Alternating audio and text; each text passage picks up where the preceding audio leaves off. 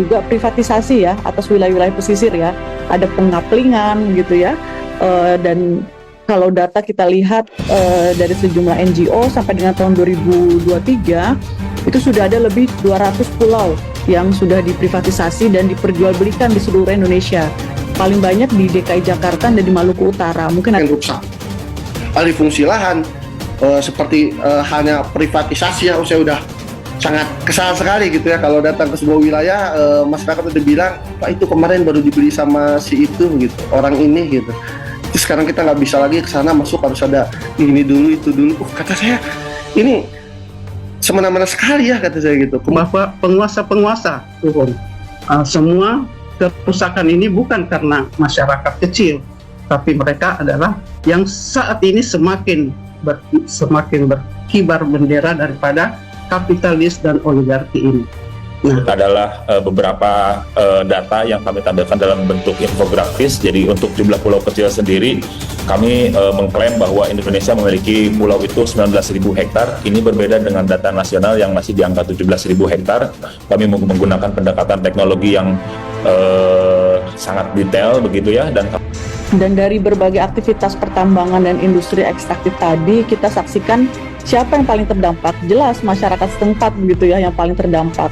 Ruang-ruang hidup mereka terampas gitu ya. Akses mereka ke perairan juga untuk melaut ya semakin terbatas dan mereka semakin terpinggirkan oleh kekuatan oligarki dan korporat ini. Sampai data yang kami miliki begitu ya, dari luas 7 juta hektar atau dari 19.000 pulau kecil di Indonesia begitu, ada 149 izin tambang, ada 12 izin HPH, ada 5 izin hutan tanaman industri, dan ada 50 kebun izin perkebun atau perkebunan kelapa sawit. Jadi memang ini masih berbicara soal pulau-pulau kecil itu pun dikuasai oleh konsesi-konsesi yang notabene adalah bersifat industri ekstraktif begitu ya, atau merusak sumber daya alam.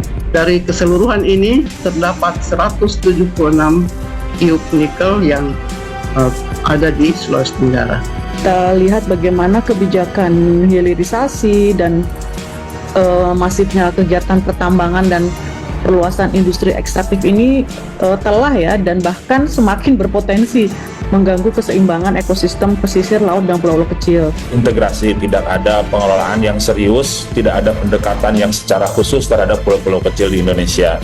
Begitu. Jadi mungkin ini lebih menekankan pada investasi atau peningkatan ekonomi begitu. Maka Sulawesi Selatan, di Maluku Utara gitu ya.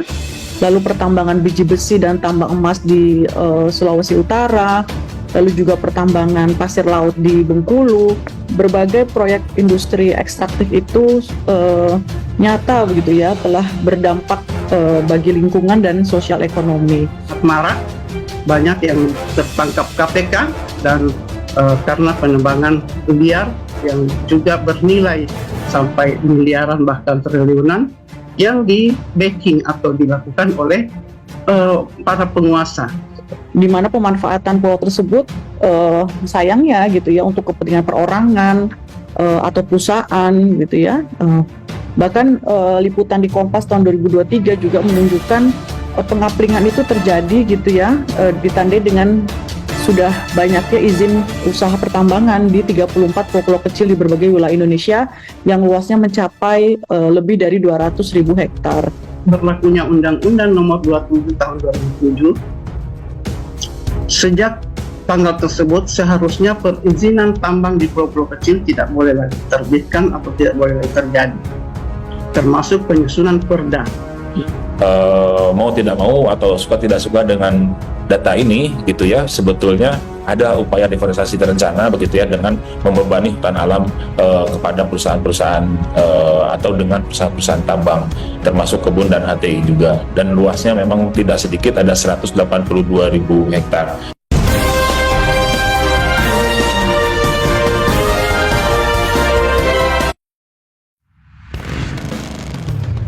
Aduh, solusi praktis min.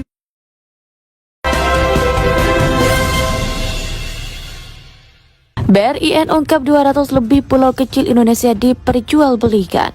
BRIN mengungkapkan 200 lebih pulau-pulau kecil di Indonesia sudah diprivatisasi dan diperjualbelikan ke berbagai pihak. Pernyataan tegas tersebut diungkapkan langsung oleh Kepala Pusat Riset Politik BRIN, Atika Nur Alami. Hingga tahun 2023, Atika mengatakan pulau-pulau kecil Indonesia paling banyak terjual di Jakarta dan Maluku.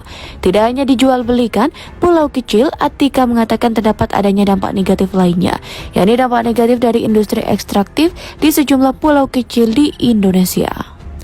Akibat industri ekstraktif tersebut, Atika menegaskan dapat menyebabkan pulau kecil tenggelam. Kerentanan di pesisir nantinya tidak hanya ekologis, tapi juga sosial, ekonomi, dan budaya. Hal itu tidak hanya karena perubahan iklim, tetapi juga aktivitas industri ekstraktif. Dampak lingkungannya jelas bahwa terjadi pencemaran logam berat, ujar Atika. BRIN mengatakan industri ekstraktif makin ancam pulau tenggelam. Badan Riset dan Inovasi Nasional menyoroti dampak negatif dari industri ekstraktif seperti pertambangan, eksplorasi minyak dan gas, serta penangkapan ikan besar-besaran bagi masyarakat pulau-pulau kecil dan pesisir di Indonesia. Kepala Pusat Riset Politik BRIN, Atika Nur Alami, mengatakan eksistensi pulau-pulau kecil sudah ada yang mulai lenyap bahkan tenggelam. Ini menunjukkan terjadinya kerentanan di pesisir yang sifatnya tidak hanya ekologis, tapi juga sosial, ekonomi, dan budaya. Hal itu tidak hanya karena perubahan iklim, tetapi juga aktivitas industri ekstraktif, kata Atika. Atika menyampaikan beberapa tahun terakhir pihaknya mencermati bagaimana kebijakan hilirisasi dan masifnya kegiatan pertambangan dan perluasan industri ekstraktif. Ia menilai kegiatan industrialisasi seperti proyek hilirisasi nikel di Sulawesi Tengah, Sulawesi Selatan, Maluku Utara, juga pertambangan biji besi dan tambang emas di Sulawesi Utara berpotensi mengganggu keseimbangan ekosistem di pesisir laut dan pulau-pulau kecil. Dia menambahkan dampak dari aktivitas hilirisasi terhadap lingkungannya sudah jelas, yakni terjadi pencemaran logam berat, misalnya di sungai-sungai di sekitar pabrik di wilayah tersebut. Khususnya di pertambangan nikel yang tidak hanya pencemaran air, tapi juga pencemaran udara, hancurnya hutan, serta penggusuran kebutuhan petani akibat ekspansi tambang nikel, ujarnya. Atika juga mengungkapkan dampak lain yang tidak kalah penting adalah privatisasi atas wilayah pesisir. Berdasarkan data dari sejumlah organisasi nirlaba, lebih dari 200 pulau yang sudah diprivatisasi dan diperjualbelikan di seluruh Indonesia, dengan catatan paling banyak di DKI Jakarta dan Maluku Utara hingga 2023 lalu. Menurutnya, aktivitas industri ekstraktif tersebut berdampak kepada masyarakat setempat, di mana ruang hidup mereka seolah terampas. Ini ditandai dengan semakin terbatasnya akses masyarakat untuk melaut. Atika menekankan kepada pemangku kepentingan terkait untuk kembali merefleksi berbagai peraturan yang ada, seperti regulasi terkait pengelolaan pulau-pulau kecil sesuai Undang-Undang Nomor 1 Tahun 2014 sebelum memutuskan sebuah tindakan. Mari berkontribusi langsung dalam upaya mencegah dan mengatasi masalah stunting di Indonesia.